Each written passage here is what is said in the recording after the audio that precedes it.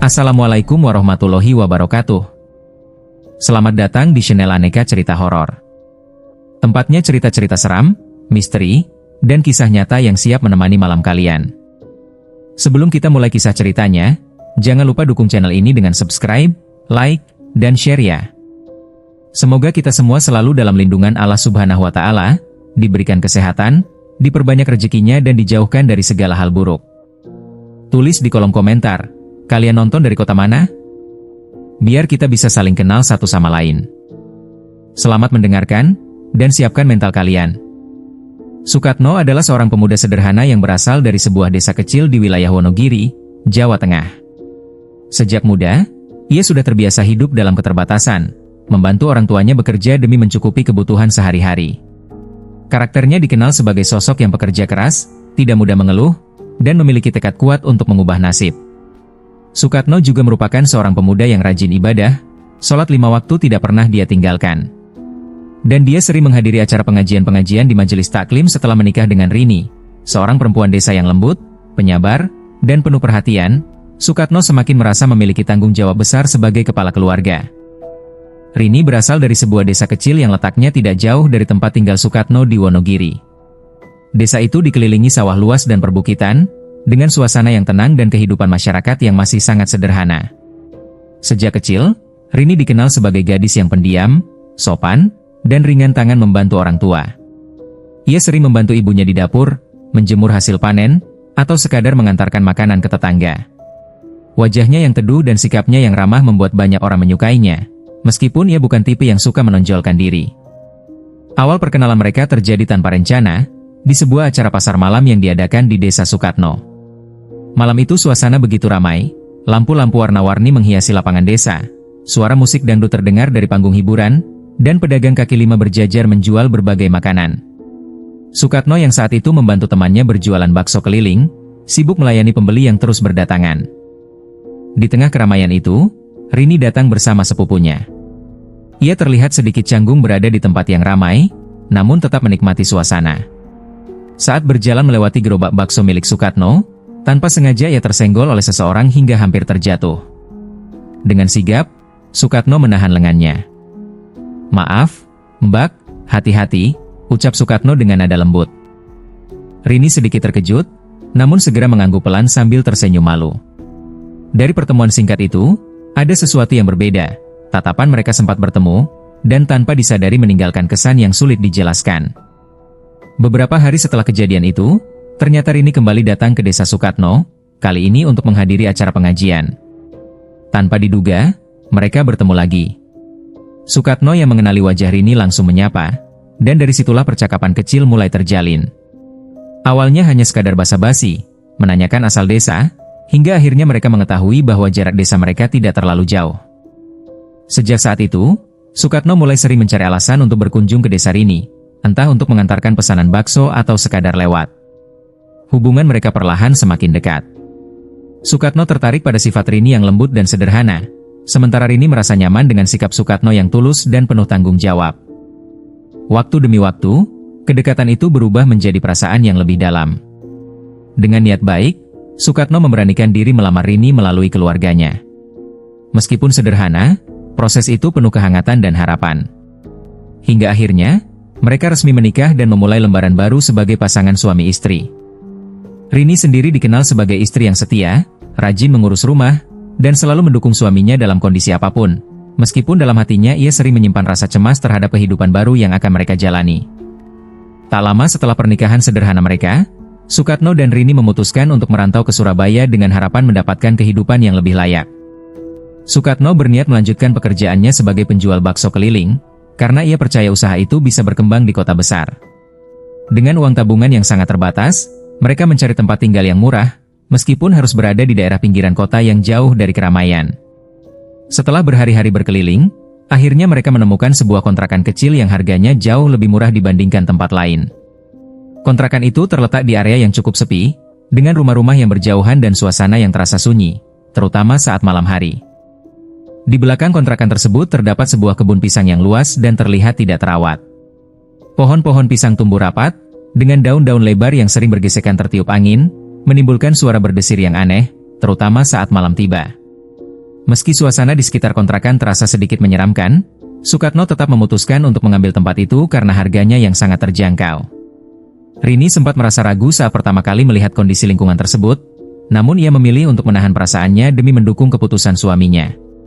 Mereka pun mulai menata kehidupan baru di kontrakan sederhana itu, tanpa menyadari bahwa tempat yang mereka anggap sebagai awal harapan, ternyata menyimpan sesuatu yang jauh lebih gelap dan mengerikan di balik kebun pisang yang berdiri sunyi di belakang rumah mereka. Sejak hari-hari pertama menempati kontrakan itu, ada sesuatu yang terasa janggal, meskipun sulit dijelaskan dengan kata-kata. Lingkungan sekitar memang terlihat tenang, bahkan terlalu tenang. Rumah-rumah di sekitarnya berdiri berjauhan, namun yang membuat Rini merasa aneh adalah sikap para tetangga. Setiap kali ia mencoba menyapa, mereka hanya membalas sekadarnya, tanpa senyum hangat seperti kebiasaan di kampung halaman. Bahkan beberapa dari mereka terlihat seperti sengaja menghindar, buru-buru masuk ke dalam rumah saat melihat Rini berada di luar. Pernah suatu sore, Rini mencoba mengajak seorang ibu berbincang, namun ibu itu hanya menjawab singkat dengan wajah tegang, lalu pergi tanpa banyak kata. Dari situ, perasaan tidak nyaman mulai tumbuh pelan di hati Rini. Hari-hari berikutnya, ketika Sukatno mulai sibuk berjualan bakso keliling hingga larut malam, Rini lebih sering menghabiskan waktu sendirian di rumah. Siang hari mungkin masih terasa biasa, namun saat senja mulai turun dan langit berubah gelap, suasana di sekitar kontrakan berubah menjadi sunyi yang mencekam. Tidak ada suara anak-anak bermain, tidak ada percakapan warga, hanya suara angin yang sesekali berhembus melewati kebun pisang di belakang rumah. Awalnya, Rini mencoba menenangkan dirinya, menganggap semua itu hanya perasaan karena belum terbiasa. Namun suatu malam, saat ia sedang merapikan dapur, ia mendengar suara pelan dari arah belakang rumah. Suara itu seperti tangisan perempuan. Sangat lirih, tersendat, seolah menahan sakit yang dalam. Rini terdiam. Ia menahan napas, mencoba memastikan apa yang didengarnya. Tangisan itu kembali terdengar, kali ini sedikit lebih jelas, datang dari arah kebun pisang. Bulu kuduknya langsung meremang. Dengan langkah ragu, ia mendekati jendela belakang, namun begitu hendak membuka tirai, suara itu tiba-tiba hilang, seakan tidak pernah ada. Sejak malam itu, gangguan mulai sering terjadi. Beberapa kali, saat Rini hendak tidur, ia mendengar suara langkah kaki di atas atap rumah. Bukan seperti suara hewan kecil, melainkan seperti seseorang berjalan perlahan, berat, berirama, seolah sedang mondar-mandir. Setiap kali itu terjadi, Rini hanya bisa menarik selimutnya erat-erat, tubuhnya gemetar, berharap pagi segera datang. Tak hanya itu, kejadian aneh juga mulai terjadi di siang hari. Suatu pagi, saat Rini menjemur pakaian di belakang rumah, semuanya terlihat normal. Tidak ada angin kencang, bahkan udara terasa cukup tenang. Namun beberapa saat setelah ia masuk ke dalam rumah, terdengar suara benda jatuh bertubi-tubi dari luar. Saat ia keluar untuk memeriksa, semua jemurannya sudah berserakan di tanah, seolah ada yang menariknya dengan paksa. Rini berdiri terpaku, jantungnya berdegup kencang, matanya menyapu sekeliling, namun tidak ada siapa-siapa. Perasaan takut yang awalnya kecil, kini mulai berubah menjadi kegelisahan yang terus menghantui. Malam demi malam, Rini mulai mengalami mimpi buruk. Dalam mimpinya, ia selalu berada di kebun pisang belakang rumah. Suasana gelap, hanya diterangi cahaya bulan yang redup. Di antara batang-batang pisang yang rapat, ia melihat sosok perempuan berdiri membelakanginya. Rambutnya sangat panjang, terurai hingga hampir menyentuh tanah.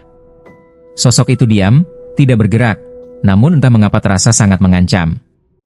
Rini ingin berlari, ingin menjauh, tetapi kakinya terasa berat, seolah terpaku di tanah. Perlahan, sosok itu mulai bergerak. Kepalanya miring, lalu berputar pelan ke arah Rini.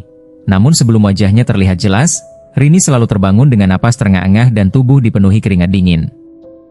Mimpi itu terus berulang. Setiap malam, semakin jelas, semakin dekat. Kini, Rini tak lagi merasa kontrakan itu sebagai rumah. Setiap sudut terasa asing, setiap suara kecil membuatnya terkejut. Dan yang paling menakutkan, ia mulai merasa bahwa apa yang mengganggunya, bukan sekadar mimpi. Malam itu terasa lebih sunyi dari biasanya. Angin hampir tidak berhembus, dan suasana di sekitar kontrakan seakan membeku dalam keheningan yang aneh. Di dalam kamar sederhana mereka, Rini tertidur dengan gelisah. Sejak beberapa hari terakhir, tidurnya memang tidak pernah benar-benar nyenyak. Perasaan was-was selalu datang tanpa alasan yang jelas. Tiba-tiba, Rini terbangun. Matanya terbuka perlahan, napasnya tertahan. Ia tidak tahu pasti apa yang membangunkannya, namun ada sesuatu yang terasa berbeda. Ia mencoba kembali memejamkan mata, berpikir mungkin hanya mimpi. Tapi kemudian, suara itu terdengar lagi. Pelan, lirih, namun jelas. Suara perempuan tertawa. Bukan tawa bahagia. Tawa itu terdengar aneh, seperti ditahan, serak, dan dingin. Seolah berasal dari seseorang yang menertawakan sesuatu dalam kesunyian. Suara itu datang dari arah belakang rumah, dari kebun pisang. Tubuh Rini langsung menegang. Jantungnya berdetak lebih cepat. Ia menoleh ke arah Sukatno yang tertidur di sampingnya. Namun suaminya itu tampak lelap, tidak terusik sedikit pun. Rini ingin membangunkannya, tetapi sesuatu dalam dirinya menahan. Entah karena takut, atau karena suara itu terdengar begitu dekat, seolah hanya ia yang bisa mendengarnya. Tawa itu kembali terdengar, kali ini sedikit lebih panjang. Hihihihihihi. Rini menutup mulutnya sendiri, menahan agar tidak bersuara. Tangannya mulai dingin, dan bulu kuduknya meremang. Ia mencoba meyakinkan dirinya, mungkin itu hanya suara orang lewat, atau suara dari rumah lain. Tapi tidak, suasana di luar terlalu sepi. Tidak ada suara kendaraan, tidak ada percakapan warga. Hanya suara itu. Lalu, suara lain menyusul. Suara seperti sesuatu yang diseret di atas tanah. SRRRTT, SRRRTT. Pelan, berat, berulang. Seperti kain panjang yang terseret, atau sesuatu yang basah dan lebar digesekkan ke tanah. Suara itu berasal dari arah yang sama, kebun pisang di belakang rumah. Semakin lama, suara itu terdengar semakin jelas, semakin dekat. Rini menelan ludah. Nafasnya mulai tidak beraturan. Dengan keberanian yang tersisa, ia perlahan bangkit dari tempat tidur. Kakinya terasa lemas, namun rasa penasaran bercampur takut mendorongnya untuk mencari tahu. Ia melangkah pelan, sangat pelan, agar tidak menimbulkan suara. Setiap langkah terasa berat, seolah lantai itu menahannya. Saat sampai di dekat jendela belakang, ia berhenti. Tirai jendela tertutup rapat. Suara itu masih terdengar. SRRRTT, SRRRTT. Dan, tawa itu kembali menyusul. Hihihihihihihi. Rini memejamkan mata sejenak, mencoba mengumpulkan keberanian. Tangannya gemetar saat perlahan meraih ujung tirai. Jantungnya berdetak begitu keras hingga terasa di telinganya sendiri. Perlahan, sangat perlahan, ia membuka sedikit celah pada tirai. Sekilas, ia tidak melihat apa-apa. Hanya gelapnya kebun pisang yang diterangi cahaya bulan yang redup. Daun-daun pisang tampak diam, tidak bergerak. Namun suasana di sana terasa tidak wajar. Rini menatap lebih lama. Dan saat itulah, ia melihatnya. Di antara batang-batang pisang yang rapat, berdiri sebuah bayangan putih. Diam. Tidak bergerak. Sosok itu tinggi, dengan bentuk menyerupai manusia. Pakaian atau sesuatu yang membungkus tubuhnya tampak putih pucat, kontras dengan gelapnya malam. Rambutnya, panjang terurai, jatuh menutupi sebagian wajahnya yang tidak terlihat jelas. Rini terpaku. Matanya membesar, tubuhnya membeku. Ia ingin berpaling, ingin menutup tirai, tetapi tubuhnya tidak bisa digerakkan. Dan kemudian, perlahan, sangat perlahan, bayangan itu bergerak. Kepalanya miring ke satu sisi, seolah menyadari bahwa dirinya sedang diperhatikan. Lalu, suara tawa itu kembali terdengar. Hihihihihihi. Kali ini, terdengar lebih dekat. Lebih jelas. Lebih mengerikan. Rini tersentak mundur, menutup mulutnya agar tidak berteriak. Air matanya mulai jatuh tanpa disadari. Tubuhnya gemetar hebat. Dalam satu gerakan panik, ia menutup kembali tirai jendela dengan cepat, lalu berlari menuju tempat tidur dan menarik selimut menutupi seluruh tubuhnya. Namun di balik selimut itu, ia masih bisa mendengar suara kain yang diseret. Dan tawa itu masih ada. Seolah berada tepat di luar rumahnya. Sejak malam Rini akhirnya menceritakan semua yang ia alami, suasana di kontrakan itu justru berubah semakin mencekam. Jika sebelumnya hanya Rini yang merasakan kejanggalan, Kini perlahan Sukatno pun mulai mengalami sendiri hal-hal yang tak bisa lagi ia anggap sebagai sekadar perasaan. Malam itu, seperti biasa, Sukatno pulang berjualan lebih larut dari biasanya. Jalanan menuju kontrakan sudah sangat sepi, hanya diterangi lampu jalan yang redup dan sesekali suara anjing menggonggong di kejauhan. Ia mendorong gerobak baksonya pelan, tubuhnya lelah, pikirannya hanya ingin segera sampai rumah dan beristirahat. Namun saat ia mulai mendekati kontrakan, langkahnya melambat. Dari kejauhan, tepat di belakang rumahnya, di area kebun pisang itu, ia melihat sesuatu. Sebuah sosok putih berdiri diam di antara pohon-pohon pisang. Sukatno mengernyitkan dahi. Ia berhenti, mencoba memastikan penglihatannya. Dalam cahaya bulan yang samar, sosok itu tampak jelas, tinggi, dengan bentuk menyerupai perempuan. Rambutnya panjang terurai, jatuh ke depan menutupi wajahnya. Seketika, perkataan Rini terngiang di kepalanya. Jantung Sukatno mulai berdetak lebih cepat. "Ah, mungkin cuma orang," gumamnya pelan, mencoba menenangkan diri. Namun saat ia berkedip dan menatap kembali ke arah yang sama, sosok itu sudah tidak ada. Hilang. Seolah tidak pernah berdiri di sana. Sukatno terdiam beberapa detik. Tubuhnya merinding, namun ia memaksa dirinya tetap berjalan. Ia tidak ingin langsung percaya pada hal-hal yang belum pasti. Namun belum sempat ia melangkah jauh, tiba-tiba terdengar suara. Pelan, sangat pelan, memanggil namanya. "Katno?" Langkah Sukatno terhenti. Ia menoleh ke kanan, ke kiri. Jalanan kosong. "Sukatno?" Kali ini lebih jelas. Suara itu seperti suara perempuan, lirih, serak, seolah berasal dari arah kebun pisang. Tenggorokan Sukatno terasa kering. Nafasnya mulai berat. "Siapa itu?" teriaknya, mencoba berani. Tidak ada jawaban.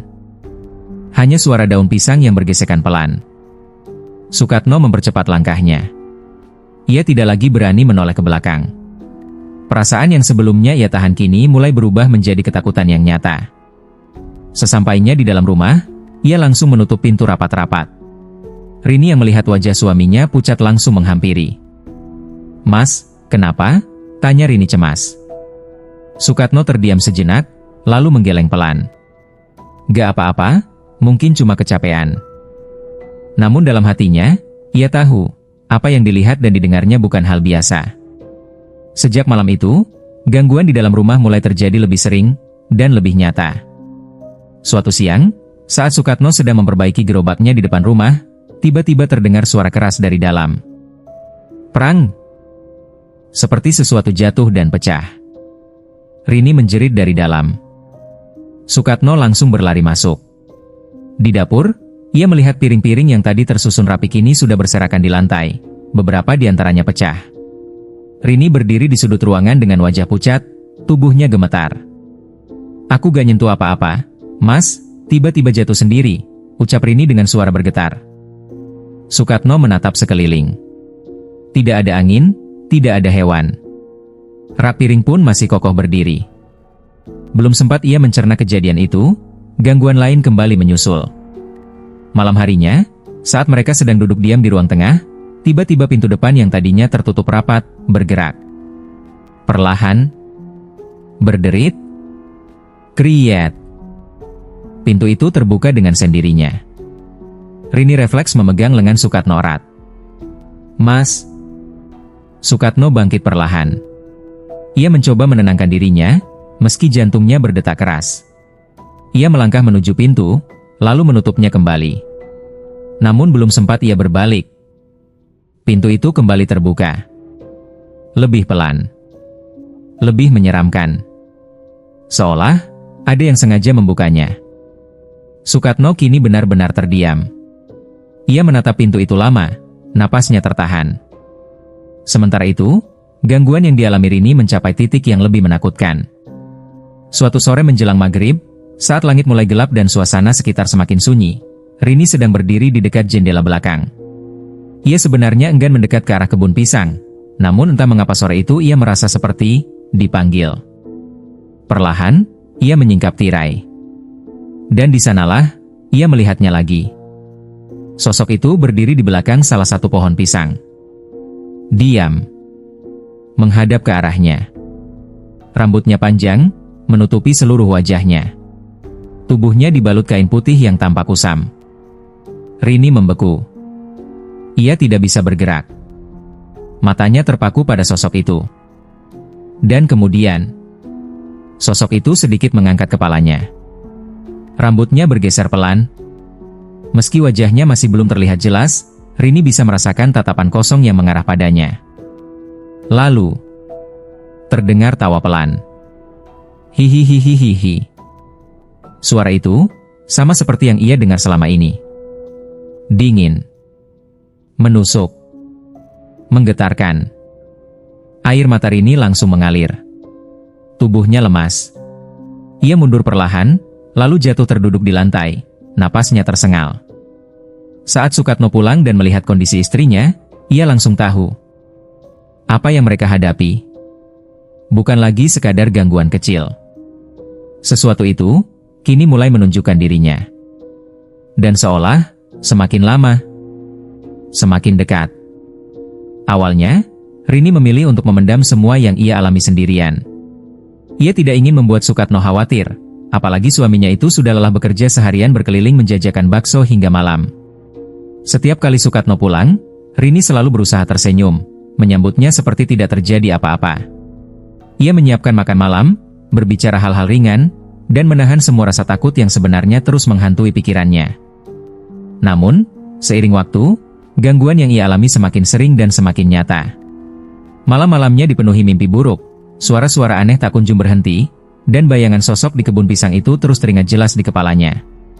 Rini mulai sulit tidur, wajahnya terlihat pucat, dan matanya sering tampak sembab seperti orang yang kurang istirahat. Sukatno yang awalnya tidak menyadari, lama-kelamaan mulai merasa ada yang berbeda dari istrinya. "Rin, kamu kenapa? Kok kelihatan capek terus?" tanya Sukatno suatu malam, saat mereka sedang makan sederhana di lantai. Rini terdiam sejenak. Ia menunduk, jemarinya saling menggenggam dengan gelisah. Hatinya bimbang, antara ingin jujur atau tetap menyimpan semuanya sendiri. Namun akhirnya, rasa takut yang selama ini ia tahan tak lagi mampu dibendung. "Mas," suara Rini pelan, sedikit bergetar. "Aku sebenarnya takut." Sukatno langsung menghentikan makannya. Ia menatap Rini dengan serius, penuh perhatian. "Takut? Takut kenapa, Rin?" Rini menarik napas panjang, mencoba menguatkan diri. Matanya mulai berkaca-kaca. "Aku sering dengar suara dari belakang rumah, suara perempuan nangis, kadang ketawa," ucapnya lirih. "Terus, di atap juga sering ada suara langkah kaki. Sama, jemuran pernah jatuh semua sendiri, padahal gak ada angin." Sukatno mengernyitkan dahi, mencoba mencerna semua yang dikatakan istrinya. Rini melanjutkan, suaranya semakin pelan, "Aku juga pernah lihat, Mas, di kebun pisang itu, ada sosok perempuan, pakai putih, rambutnya panjang." Air mata Rini akhirnya jatuh. Ia menunduk, bahunya sedikit bergetar. "Dan hampir tiap malam aku mimpi dia. Mas, aku takut banget." Suasana hening sejenak. Sukatno menarik napas dalam. Meski dalam hatinya mulai muncul rasa tidak enak, ia berusaha tetap tenang. Ia tidak ingin ketakutannya justru memperburuk keadaan Rini. Perlahan, Sukatno menggeser tubuhnya lebih dekat. Ia menggenggam tangan Rini yang dingin. "Rin," ucapnya lembut, "dengerin aku ya." Rini mengangkat wajahnya perlahan, menatap suaminya dengan mata penuh harap. "Mungkin itu cuma perasaan kamu aja, kita kan masih baru di sini. Lingkungannya juga beda sama di kampung, lebih sepi, jadi pikiran kita kadang kemana-mana," kata Sukatno mencoba menenangkan. Rini terdiam, meski dalam hatinya masih diliputi ketakutan. Sukatno melanjutkan dengan suara lebih hangat, "Kalaupun memang ada sesuatu yang aneh, kita gak sendiri. Ada Allah yang selalu jaga kita. Kamu jangan takut ya. Nanti kalau aku pulang lebih cepat, aku coba cek ke belakang rumah." Ia mengusap lembut punggung tangan Rini. "Kalau kamu takut, baca doa, jangan dipendam sendiri lagi. Cerita sama aku. Aku di sini buat kamu." Rini mengangguk pelan. Meski rasa takut itu belum hilang sepenuhnya, kata-kata Sukatno sedikit menenangkan hatinya. Setidaknya, kini ia tidak lagi menanggung semuanya sendirian. Namun jauh di dalam hati kecilnya, Rini masih merasa bahwa apa yang ia alami bukan sekadar perasaan. Dan entah mengapa, sejak ia menceritakan semuanya malam itu, gangguan justru terasa semakin dekat. Malam itu menjadi titik di mana semua ketakutan yang selama ini mereka rasakan berubah menjadi teror yang nyata, dan tak lagi bisa dihindari. Langit di luar gelap tanpa bulan. Angin berhembus pelan, namun membawa suasana dingin yang menusuk hingga ke dalam rumah. Sejak maghrib, Rini sudah terlihat gelisah. Ia duduk diam di sudut ruangan, pandangannya kosong, sesekali menoleh ke arah pintu belakang seperti mendengar sesuatu. "Rin, kamu kenapa?" tanya Sukatno pelan, mencoba menenangkan. Rini tidak langsung menjawab. Nafasnya terdengar tidak teratur. Tangannya gemetar, dan matanya perlahan mulai berkaca-kaca. "Mas, dia di luar," bisiknya hampir tak terdengar. Sukatno langsung waspada. "Siapa, Rin?" Rini menoleh pelan, wajahnya pucat pasi. "Dia, yang di kebun itu." Belum sempat Sukatno berkata apa-apa. Tok! Tok! Tok! Terdengar suara ketukan dari pintu belakang. Pelan. Teratur. Namun, tidak wajar. Sukatno dan Rini saling berpandangan. Tidak ada satupun dari mereka yang berani bergerak. Ketukan itu kembali terdengar. Tok! Tok! Tok! Kali ini lebih keras. Dan kemudian, tiba-tiba, pintu belakang terbuka dengan sendirinya. Braaak. Angin dingin langsung menerobos masuk ke dalam rumah. Lampu di ruang tengah berkedip-kedip. Suasana berubah drastis menjadi mencekam. Dari arah pintu belakang, perlahan, sesuatu masuk. Sosok itu putih. Rambut panjang terurai menutupi wajahnya. Melangkah pelan, tanpa suara. Namun kehadirannya terasa begitu berat, begitu menekan. Rini menjerit histeris. "Mas!" Tubuhnya langsung kaku. Matanya membelalak. Nafasnya tersengal. Ia mencoba mundur, namun tubuhnya seperti ditarik oleh sesuatu yang tak terlihat. Sukatno berdiri di depan Rini, berusaha melindungi istrinya meskipun lututnya sendiri gemetar hebat. "Pergi. Jangan ganggu kami," teriaknya dengan suara bergetar. Namun sosok itu tidak berhenti. Ia justru semakin mendekat. Dan saat itulah, tawa itu pecah. Hihihihihihihi. Kali ini bukan lagi pelan. Tawa itu menggema memenuhi seluruh rumah. Bercampur dengan suara tangisan bayi yang lirih, menyayat hati, datang dari arah yang sama. Rini tiba-tiba terjatuh. Tubuhnya kejang. Matanya terbalik ke atas. "Rini!" Sukatno berteriak panik. Rini mulai meronta-ronta. Tangannya mencakar lantai. Nafasnya tersengal hebat. Lalu, dari mulutnya keluar suara yang bukan miliknya. Suara perempuan. Serak. Dingin. "Pergi, ini tempatku." Sukatno mundur beberapa langkah. Wajahnya pucat, tubuhnya gemetar.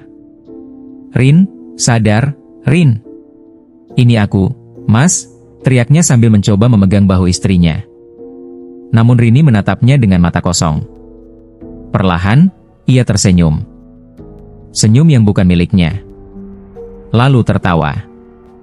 Hihihihihihi. Suara itu, sama seperti yang selama ini mereka dengar. Kini, keluar dari tubuh Rini sendiri. Sukatno hampir tak kuat menahan rasa takutnya. Namun melihat istrinya dalam keadaan seperti itu, ia memaksa dirinya tetap bertahan. Dengan tangan gemetar, ia meraih air minum dan mencoba memercikannya ke wajah Rini sambil membaca doa yang ia ingat. Namun reaksi Rini justru semakin keras. Ia berteriak. Menangis. Tertawa dalam waktu bersamaan. Suara-suara aneh memenuhi ruangan. Pintu bergetar sendiri. Barang-barang di dalam rumah mulai bergerak. Piring jatuh lagi. Kursi bergeser. Lampu berkedip semakin cepat. Suasana benar-benar kacau. Sukatno sadar, ia tidak bisa menghadapi ini sendirian. Dengan napas terburu-buru, ia berlari keluar rumah, meninggalkan Rini yang masih meronta di dalam. "Tolong! Tolong!" teriaknya ke arah rumah tetangga. Namun tidak ada yang keluar. Seolah mereka sudah tahu dan memilih diam. Dengan panik, Sukatno berlari lebih jauh, mencari bantuan. Akhirnya ia berhasil menemukan seorang ustadz yang tinggal beberapa rumah dari sana, yang dikenal sering membantu orang-orang yang mengalami gangguan seperti itu. Tanpa banyak penjelasan, Sukatno langsung memohon. "Pak, tolong istri saya. Dia kerasukan." Ustadz itu menatap Sukatno dalam, seolah sudah mengerti tanpa perlu banyak cerita. "Sudah saya bilang, tempat itu tidak baik," ucapnya pelan. Namun ia tetap ikut. Mereka kembali ke rumah dengan langkah cepat. Saat pintu dibuka, suasana di dalam masih kacau. Rini masih meronta di lantai.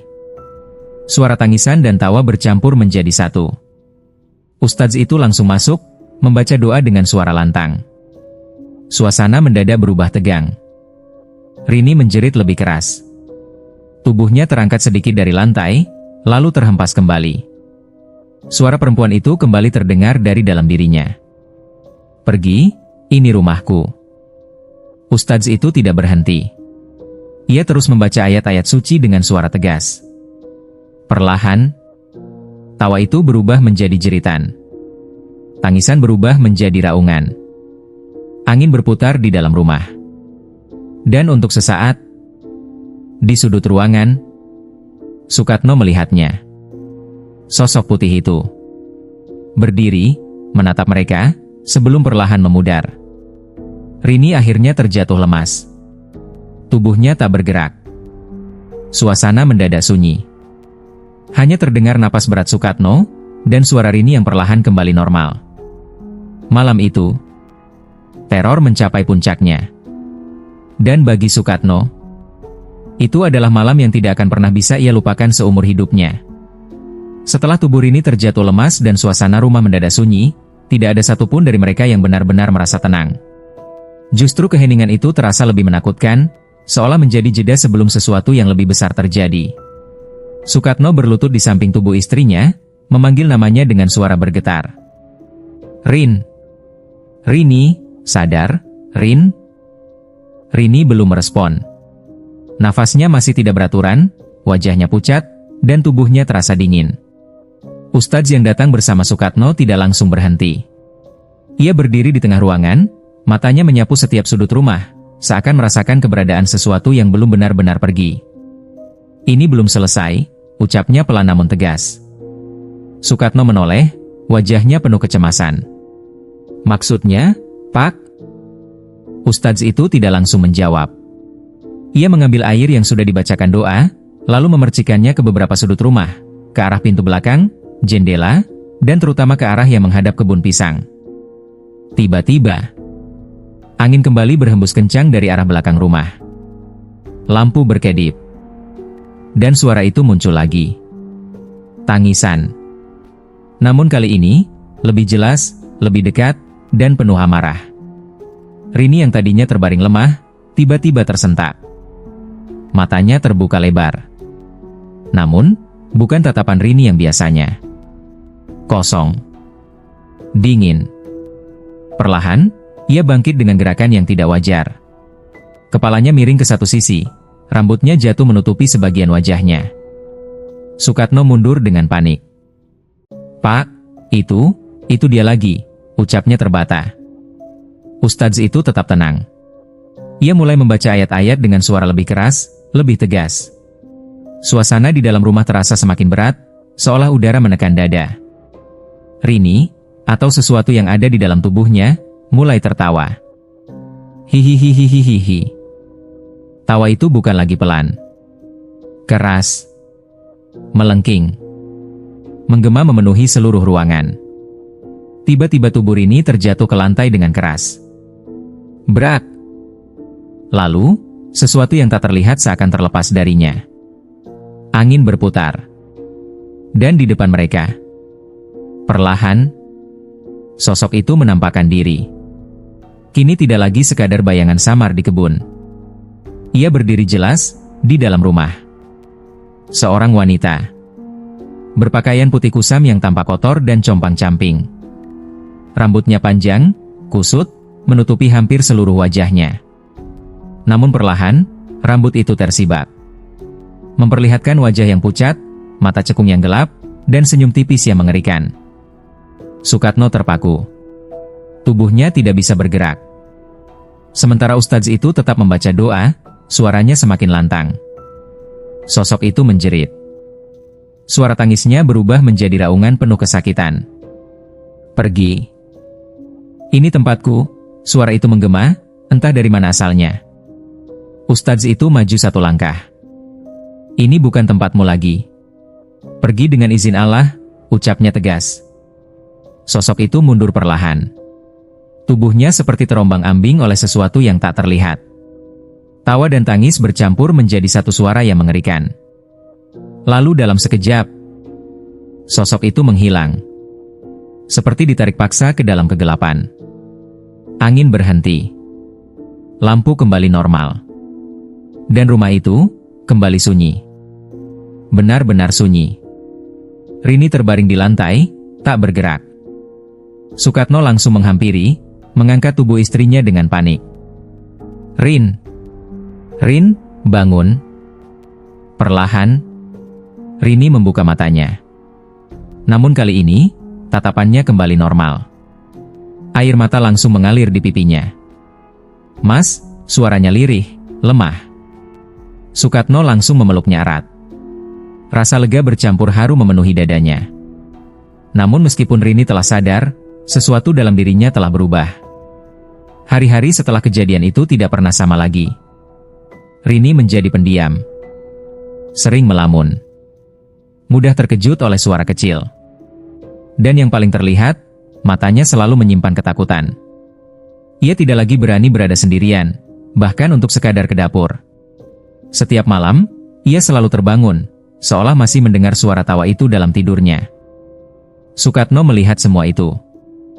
Dan ia tahu, mereka tidak bisa bertahan di tempat itu. Tanpa menunggu lebih lama, Sukatno mengambil keputusan. Ia menjual beberapa barang, mengumpulkan sisa tabungan, dan mencari tempat tinggal lain, meskipun harus lebih mahal. Yang penting kamu aman, Rin, ucapnya suatu malam dengan penuh keyakinan. Beberapa hari kemudian, mereka benar-benar meninggalkan kontrakan itu. Tanpa menoleh ke belakang.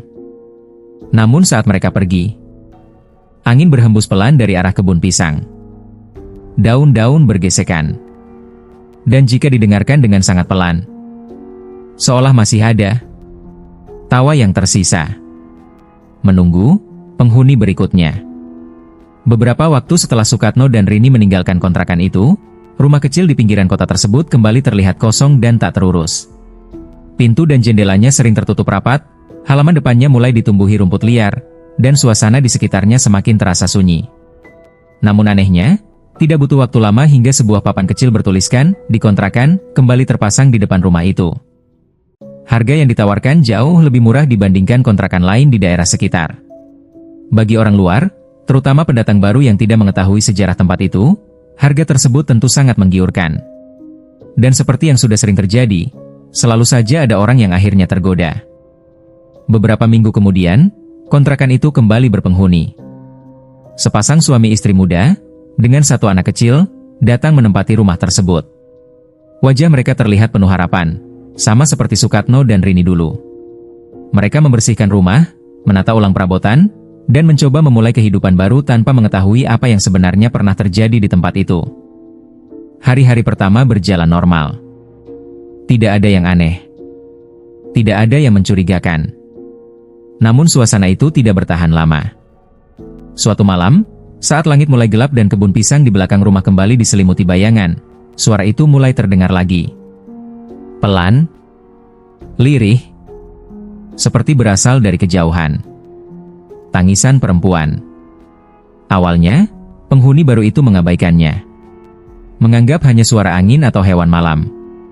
Namun malam demi malam, suara itu semakin jelas. Dan kemudian, tawa itu kembali terdengar. Hehehe. Tepat seperti yang pernah didengar Rini.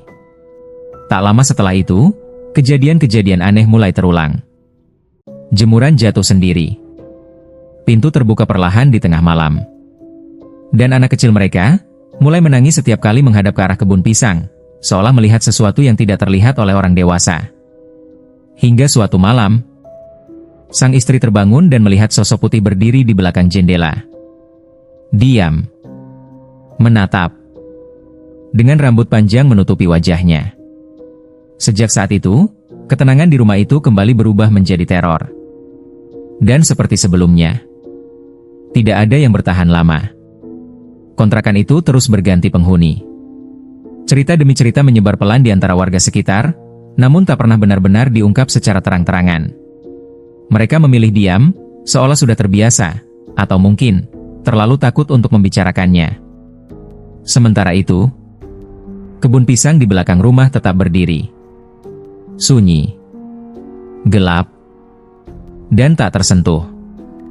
Daun-daunnya masih bergesekan setiap malam, menciptakan suara yang sama, yang dulu pernah didengar oleh Rini, oleh Sukatno, dan oleh penghuni-penghuni setelahnya. Dan hingga kini, jika seseorang lewat di sekitar tempat itu saat malam hari, dengan keberanian yang cukup, dan telinga yang benar-benar mendengar, mereka akan menyadari satu hal yang tidak pernah berubah. Bahwa kebun pisang itu masih dihuni. Dan suara tawa itu belum pernah benar-benar hilang. Terima kasih sudah mendengarkan cerita ini sampai akhir. Semoga kita semua selalu dilindungi dari hal-hal yang tak terlihat. Jangan lupa dukung channel Aneka Cerita Horor dengan subscribe, like, dan share. Tulis juga di komentar, kalian nonton dari kota mana. Wassalamualaikum warahmatullahi wabarakatuh.